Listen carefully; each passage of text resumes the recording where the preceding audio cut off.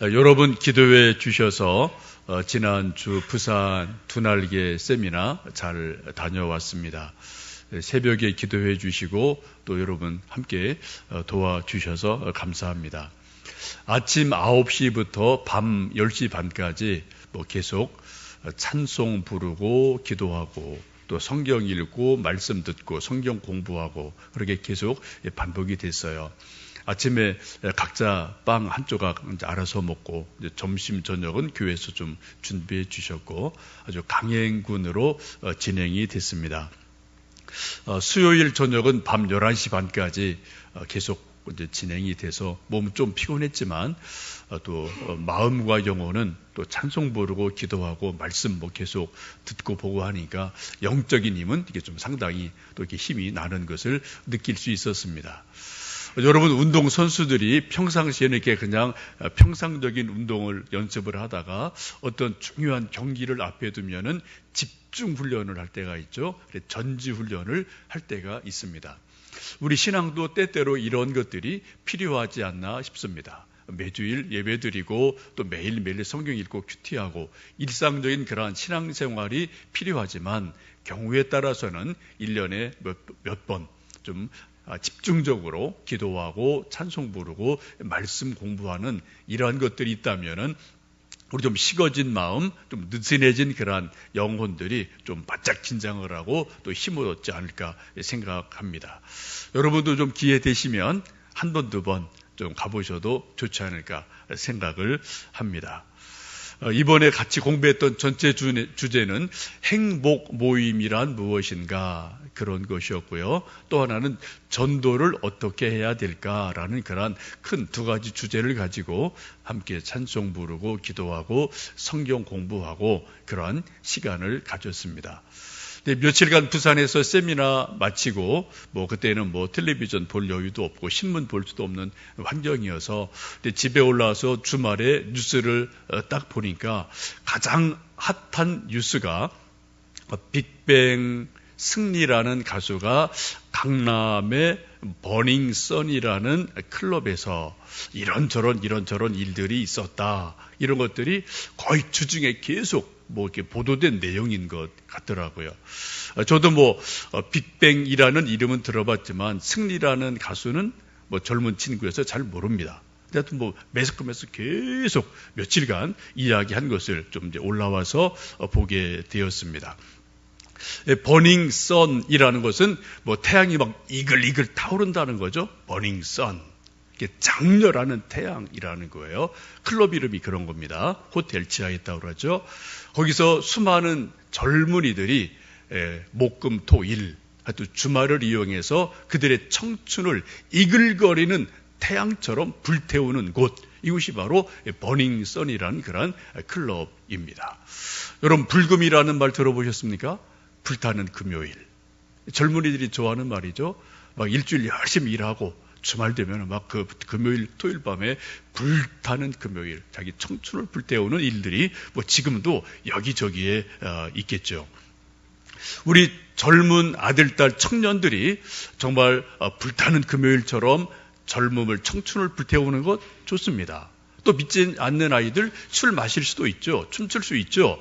그럴 수 있습니다. 그런데 문제는 여러분 아시는 것처럼 거기서 술 마시고 춤추는 것이 문제가 아니라 도를 넘어서 마약이 횡행을 하고 강제적인 폭력이 일어나는 일들이 일어나는 것이 심각한 문제가 됩니다. 또 그런 문제가 발생을 하자 경찰이 뒤에서 봐주는 것 같은 정황이 드러나게 되고 그곳에 소위 VIP라는 주로 손님들이 상류층의 자녀들이다라는 것이 조금 이제 아름아름 알려지게 됩니다. 저도 이제 관심이 있어서 좀 쭉 살펴보니까 하룻밤에 거기서 쓰는 돈이 적게 수백만 원, 말하면 억대까지 가더라고요.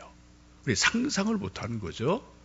하룻밤에 억을 그냥 거기서 술판에 쓰고 마시고 놀고 하는 일들이 실제로 있는 그런 동네가 강남 이런저런 데 있다는 거죠.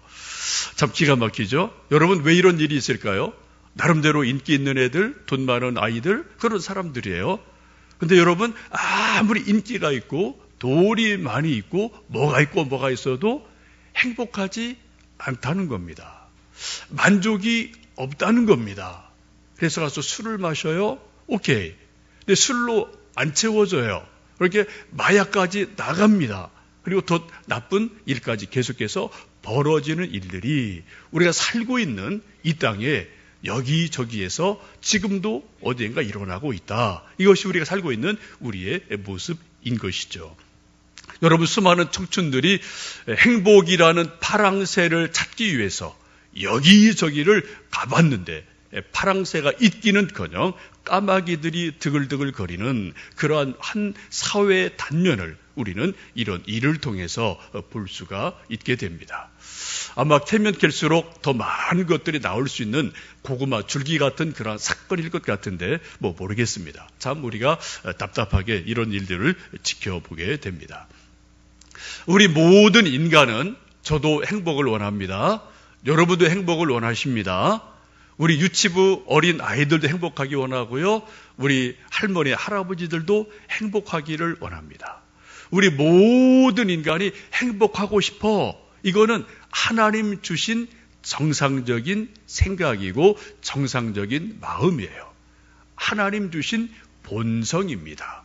그래서 우리는 행복의 동산, 우리는 에덴 동산이다라고 우리가 성경에서도 말씀하고 있고, 또 그것을 우리는 또 이제 또 다른 번역으로 파라다이스다라고도 이제 번역하는 그러한 것들이 있죠. 여러분, 지난 주 우리 청년들 성경 공부할 때 행복 모임 3과 3과를 했는데 그 주제가 참 행복이었습니다. 진짜 행복이 뭘까? 진짜 행복이 어딨나? 이런 것을 함께 우리가 성경 공부를 통해서 알아보았습니다. 오늘 함께 읽으신 갈라디아서는 사도 바울께서 갈라디아 교회에 써보낸 서신서입니다. 믿음으로 말미암아 의롭게 된다는 것을 강조하는 아주 중요한 작은 로마서 같은 말씀이 갈라디아서의 말씀입니다. 오늘 함께 읽으셨던 이 3장 말씀에서 중요한 것은 아브라함의 복, 아브라함의 복, 아브라함의 복이라는 말씀이 3번이나 반복이 되고 있습니다. 우리 한번 성경 말씀 8절, 9절, 14절 말씀 함께 좀 읽어보실까요? 8절입니다. 또 하나님이 이방을 믿음으로 말미암아 의로 정하실 것은 성경이 미리 알고 먼저 아브라함에게 복음을 전하되 모든 이방인이 너로 말미암아 복을 받으리라 하였느니라. 그러므로 믿음으로 말미암은 자는 믿음이 있는 아브라함과 함께 복을 받느니라. 14절입니다. 이는 그리스도 예수 안에서 아브라함의 복이 이방인에게 미치게 하고 또 우리로 하여금 믿음으로 말미암아 성령의 약속을 받게 하려 함이라. 지금 오늘 함께 읽으신 갈라디아서 3장의 말씀 가운데 아주 중요한 키워드가 되는 말씀은 아브라함의 복이라는 말씀이에요. 8절, 9절, 14절에서 계속해서 반복해서 아브라함의 복이 이렇다. 아브라함의 복이 믿음으로 인해서 온다. 아브라함의 복이 예수님 안에서 이방인에게 미친다, 전달된다. 이런 말씀을 계속해서 반복하고 있습니다. 여러분, 창세기를 보시면 하나님께서는 아브라함을 복의 근원으로 부르셨습니다. 창세기 12장 2절에 이렇게 말씀하죠. 내가 너로 큰 민족을 이루고 내게 복을 주어 내 이름을 창대하게 하리니 너는 복이 될지라. 이것을 개역 성경, 그 이전의 성경의 번역은 너는 복의 근원이 될지라 라고 번역을 했어요. 여러분 기억하시죠? 저는 이 번역이 조금 더 우리 마음에 와닿았다고 생각합니다. 너는 복의 근원이 될지어다. 복의 근원이다 라고 말씀을 합니다. 아까 우리가 불렀던 찬송 28장도 그런 내용이죠. 복의 근원 강림하사 찬송하게 하소서. 여러분, 사실 복의 근원은 하나님이셔요. 하나님 그분이 복이고 복의 근원이십니다. 근데 이 하늘에 계신 하나님의 복이 이 땅에 살고 있는 우리 인간들에게 전달이 되려면 어떤 통로, 과정이 나름대로 필요하게 됩니다. 그 하나님의 하늘에서 있는 복이 이 땅의 인간들에게 복이 구체적으로 임하도록 통로 역할을 하는 분이 아브라함이에요. 그 통로로 하나님이 선택하고 부르신 사람이 아브라함입니다. 그래서 말씀하기를 너는 복이다. 너는 복의 근원이 된다라고 말씀을 합니다. 여러분, 아브라함은 아주 대단히 중요한 분입니다. 우리는 그분 본 적 없죠? 우리가 또 유대인이 아니기 때문에 뭐 유대인 조상 우리랑 무슨 관계가 있나 라고 말할지 모르지만 여러분, 성경적으로 영적으로 아브라함은 너무 중요한 분이에요. 여러분, 창세기에 나오는 가장 중요한 첫 인간이 아담이죠. 그 다음에 중요한 분이 노아입니다. 그 다음에 중요한 분을 잡으라면은 아브라함이에요. 아브라함의 믿음을 우리가 알지 못하면, 아브라함에 대한 이해가 없다면 우리 믿음은 근거를 잃어버리게 됩니다. 기초를 세울 수가 없어요. 여러분, 예수님도 아브라함을 아주 중요하게 말씀하셨고 아브라함의 믿음의 뿌리됨을 성경 곳곳에서 말씀을 합니다. 요한복음 8장을 보시면 유대인들과 예수님과 진리 논쟁이 이렇게 저렇게 막 심각하게 벌어져요. 그때 유대인들이 말하죠. 우리는 자랑스러운 아브라함의 후손이다. 우리는 선민이다. 라고 말할 때 예수님께서 정말 너희가 아브라함의 후손이면, 유대인이면 아브라함의 믿음같이 살아라. 아브라함의 믿음을 따라 살아라. 아브라함처럼 살아라. 그래야 진짜다. 라고 말합니다. 그러면서 하시는 말씀이 너희 조상 아브라함은 나의 때 볼 것을 즐거워하고 기뻐하였다. 라고 말씀을 해요. 아브라함이 예수님 기뻐했다. 예수님이 더 크신 분이다. 라고 말씀을 하죠. 이때 유대인들이 말하기를 내가 나이가 50이 못 되었는데 내가 아브라함보다 크냐? 라고 예수님에게 질문하죠. 그때 예수님 말씀하기를 맞다. 내가 아브라함보다 먼저 있었다. 내가 아브라함보다 큰 이다. 라고 말씀하시자 유대인들이 이제 예수님을 돌로 치려는 그러한 일들이 일어나게 됩니다. 이 말씀을 간단히 말씀드리면 이런 뜻이죠. 우리가 각각 집에서 수도가 있어 수도꼭지를 틀면은 수돗물이 줄줄줄줄 나와요. 여러분, 수돗물이 나오려면은 그 이전의 단계들이 있습니다. 수원지가 있습니다. 수원지에서 강의 물을 받아다가 정화를 시키고 약을 넣고 깨끗한 물을 만들어요. 깨끗한 물이 되면은 그것을 어떻게 해요? 수도관을 크게 땀 속에 묻어서 쭉 수도관이 물 흘러가게 합니다. 그리고 이제 각 집으로 연결이 돼서 수도꼭지를 달아놓고 수도만 딱 틀면은 수도물이 콸콸콸 나오게 되어 있습니다. 우리 어른들은 이 과정을 알죠. 수원지가 있다. 그리고 수도관이 밑에 있다. 그리고 또 수도꼭지가 있다. 이걸 우리는 알아요. 근데 어린 아이들은 이거 잘 모릅니다. 수도꼭지만 틀면 그냥 물이 나오는 줄 아는 어린 아이들이 분명히 있을 거예요. 우리 눈에 보이지 않지만 여러분, 이 땅 속에 묻혀 있는 수도관이 엄청 중요한 거죠. 수도관이 없으면 절대로 집에서 수돗물 나올 수가 없습니다. 우리 가끔 아파트 모델하우스 이런 데 가서 이제 볼 때가 있는데 여러분 가보셨겠지만 방 이쁘게 해놓고 이거저거 다 해놨어요. 또 주방 가면은 싱크대 해놓고 수도꼭지 달아놨습니다. 여러분, 모델하우스에 있는 수도꼭지 틀면은 물 나오나요? 저도 몇 군데 옛날에 가봤는데 안 나오더라고요. 왜요? 거기 그냥 모형만 해놓은 거거든요. 실제로 수도관 연결 안 했거든요. 왜? 그냥 모델하우스니까. 그러나 실제 우리가 사는 집은 수도관을 연결을 해야 돼요. 수도관 연결 안 해놓으면 물 없으면 우리가 하루도 살기가 참 곤란하기 때문에 반드시 눈에 보이지 않지만 밑에 벽에 수도관이 반드시 연결이 되어 있습니다. 여러분, 하나님은 복이십니다. 복 자체시고 복의 근원이십니다. 이제 하나님의 하늘의 신령한 복이 이 땅에 살고 있는 우리 모든 인간에게 구체적인 이 땅에서의 복으로 임하는 통로, 그 복의 통로가 누구냐? 그분이 바로 아브라함이라는 거예요. 그래, 아브라함이 없으면 하나님께서 이 땅에 주시는 구체적인 복을 우리가 결코 알 수가 없게 되는 일이 일어납니다.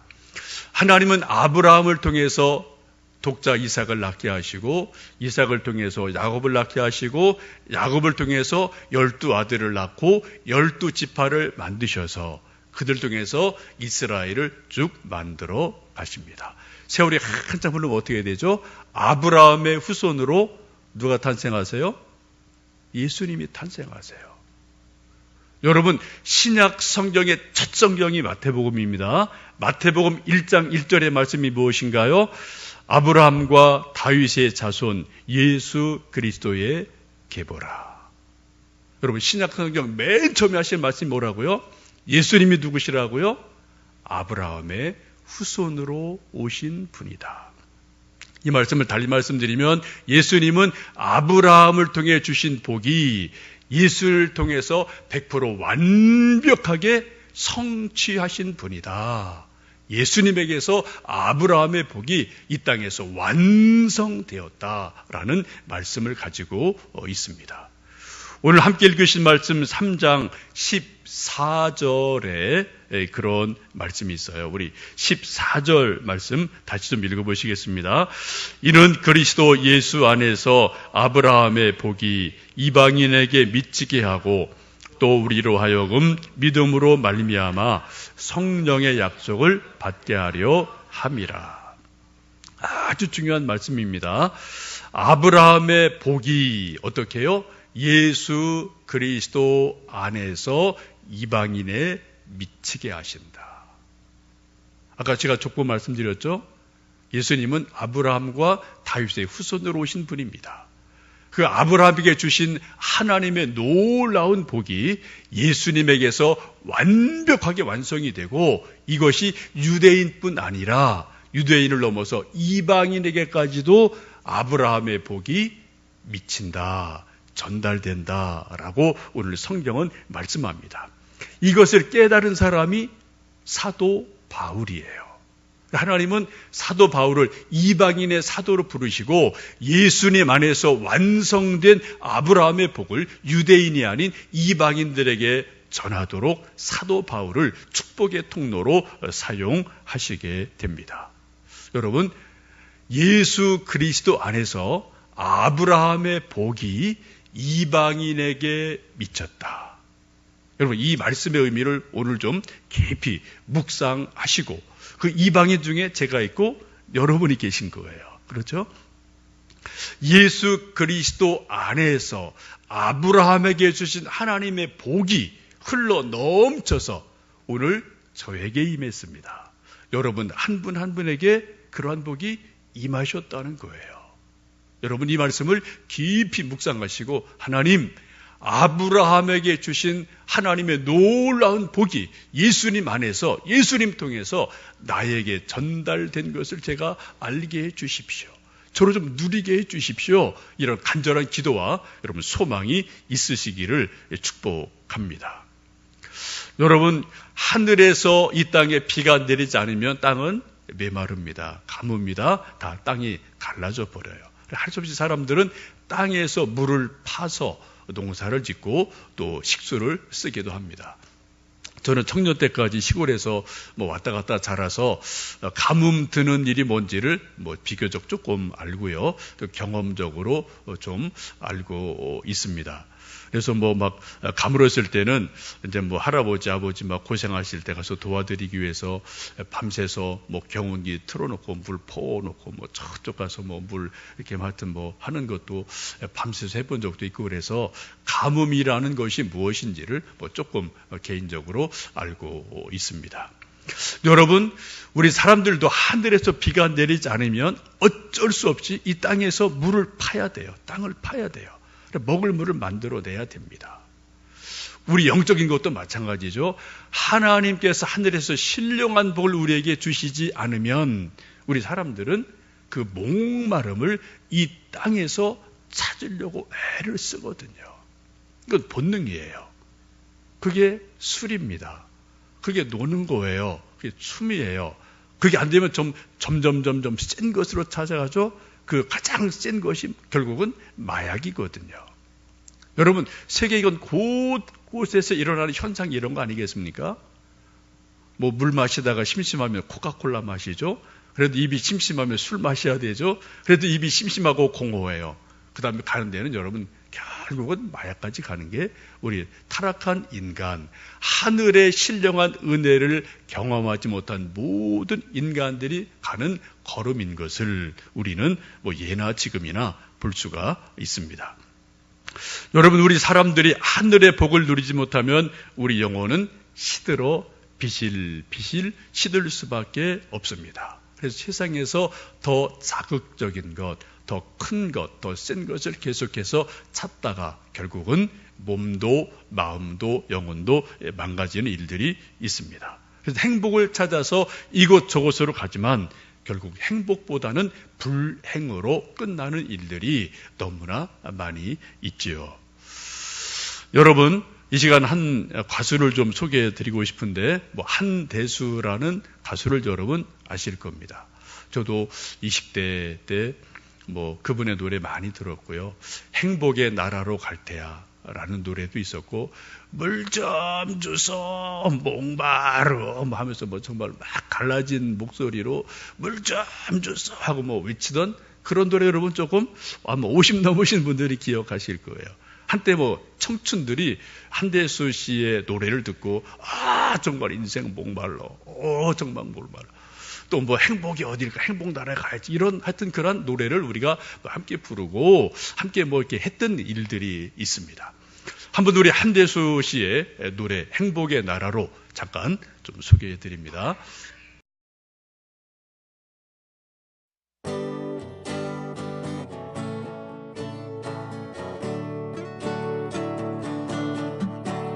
장막을 그들아 나의 좁은 눈으로 이 세상을 보자. 창문을 열어라. 춤추는 산들 바람을 한 번 더 느껴보자.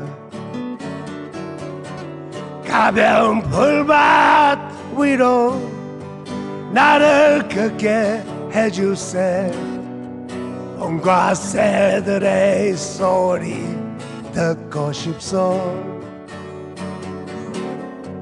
울고 웃고 싶소. 내 마음을 만져줘. 나는 행복의 나라로 갈 테야. 고개 숙인 그대여 눈을 떠보세. 귀도 더 기울이세. 아침에 일어나면 자신 찾을 수 없이 밤과 낮 구별 없이 고개 들고 쏘세. 손에 손을 잡고서 청춘과 유혹의 뒷장 넘기며 광야는 넓어요. 하늘은 또 푸르요. 다들 행복의 나라로 갑시다. 광야는 넓어요. 하늘은 또 푸르요. 다들 행복의 나라로 갑시다. 광야는 넓어요. 하늘은 또 푸르요. 다들 행복의 나라로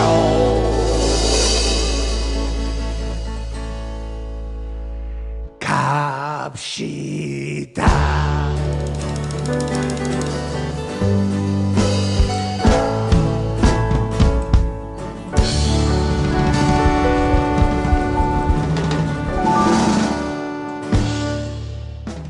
좀 옛날 생각 나십니까? 하여튼 저희 젊었을 때 저 노래 참 많이 부르고 뭐 열광했던 노래죠. 한대수 선생님은 제가 볼 때는 아티스트예요. 승리 같은 사람은 가수예요. 급이 다른 겁니다. 아티스트예요. 근데 이분의 아버지는 아주 유명한 핵 물리학자입니다. 미국에 갔습니다. 근데 중간에 실종이 돼요. 그리고 가정이 파탄이 납니다. 어머니도 기다리다가 남편이 안 오니까 재가를 하죠.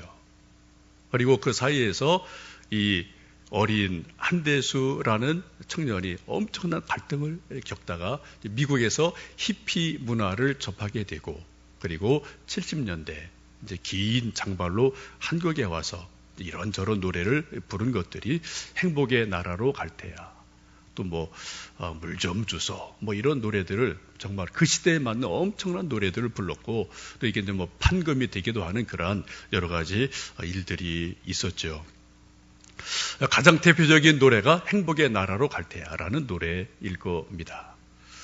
이분이 미국에 있다가 한국에 왔다가 미국 살다 왔다 갔다 그런 일을 계속하고, 지금은 한국에서 뿌리를 못 내리고 다시 이제 미국으로 몇 년 전에 갔죠. 근데 이제 지금 불렀던 이 노래는 이제 한국 떠나기 전에 이제 마지막으로 녹음한 노래입니다. 몇 년 전에 한 기자가 이 한대수 씨에게 인터뷰를 했어요.